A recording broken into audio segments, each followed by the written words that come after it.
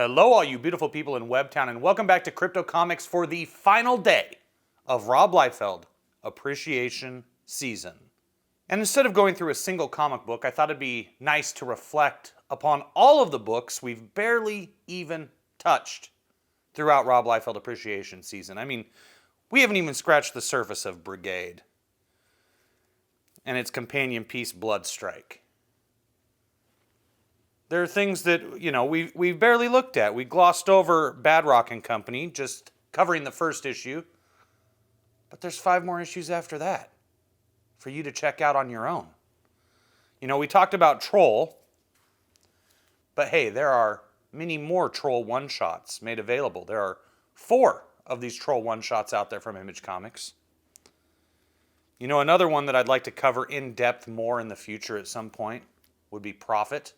We only covered that first issue, and there is definitely a lot to talk about in this bad boy right here. That's for sure. There are miniseries that we didn't even get to, like the Vogue miniseries, which has been in my collection now for about a year, and I have yet to read it. I thought we might be able to get to it during Rob Liefeld Appreciation Season, but we've just run out of time. It's time to move on to some other books, but this is waiting for us at some point in the future. It could be waiting for you if you go to mycomicshop.com. We talked about Glory, but Glory also had her own crossover miniseries with Angela, with Celestine, and with Evangeline. That is Chromium, in case you're wondering. That is Chromium, baby. Ooh, yeah. It's not just for robot toads.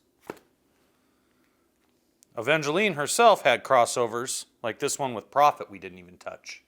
And all of these are waiting for you, either at your local comic shop or online at mycomicshop.com. The Coven is something, I would love to read this whole series to you because it's awesome. And then there's also little one-shots like this one, Coven Dark Origins. And this one, Coven Phantom. And this is the gold foil edition. How rare.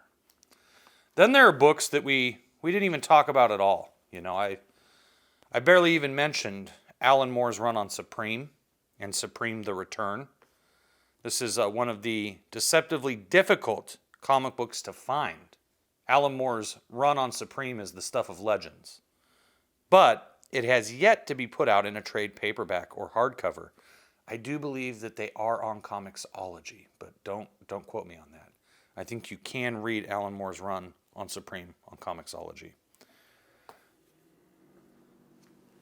And then there are some totally obscure comic books, the likes of which you've never seen, such as Extremely Youngblood, where all of our Youngblood cast are children. This is a really fun, silly little book. Definitely worth picking up if you're a big Youngblood fan. Rob has also since returned to Marvel Comics, such as doing the cover for The Man They Call Cable, issue 150. I think we can there we go. Now we're getting some lenticular action, right? What? New Mutants 87, Cable 150. You can see how Rob's style has evolved over 2 decades. This has art by John Malin in it. This was actually good.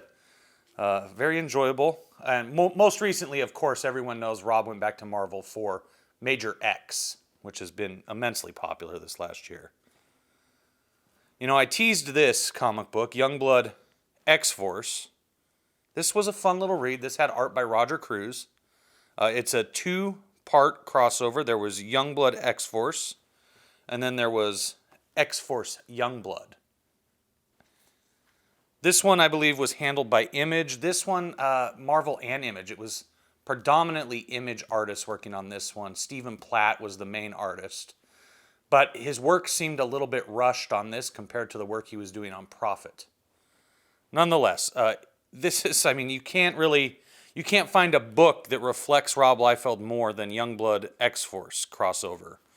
These are, the 2 most popular characters Rob Liefeld ever designed other than Deadpool.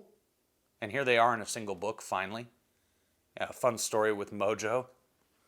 I'm a big Mojo fan, anyway. Mojo's always looking for super chats. And if I was to perhaps suggest my favorite Rob Liefeld books that we've covered here during Rob Liefeld Appreciation season, the stuff I keep going back to as a fan myself. Undoubtedly, Rob's run on Captain America is just something special to me. I cannot think of too many people who draw dynamically enough to really show Captain America in all his glory the way Rob did. And obviously Rob felt the same way, because the other comic that I just could not part with, no matter what, if I had to get rid of half my collection, Captain America would continue to be in there.